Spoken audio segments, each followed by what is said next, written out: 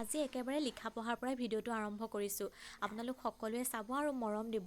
নমস্কাৰ, মই লিপিকা। আপোনালোক সকলোকে মোৰ অকণমানি ভিডিঅ'টোলৈ স্বাগতম জনাইছোঁ। এয়া চাওকচোন, বেটাক অকণমান দম দিলোঁ, সেইটো কাৰণে সি অলপ ঠেহ পাতি আছে। তাক আকৌ কিবা এটা খাবলৈ দি ল'লোঁ। অকণমান সময়হে বাৰু গপ লাগি থাকিব, ভালেই হ'ব। অকণমানি ল'ৰা ছোৱালীক কিনো আৰু সিহঁতৰ এই ভাল এই বেয়া নহয় যে।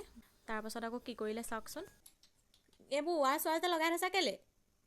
এজন মানুহ তাৰপিছত পেটৰ বিষ, এয়া ভৰি বিষ, আৰু এয়া মুখত যে কিবা যে লগাই যে অক্সিজেন অক্সিজেন হয়। অক্সিজেন তাৰ পেটৰ বিষো হৈছে, ভৰি বিষো হৈছে, চব হৈছে।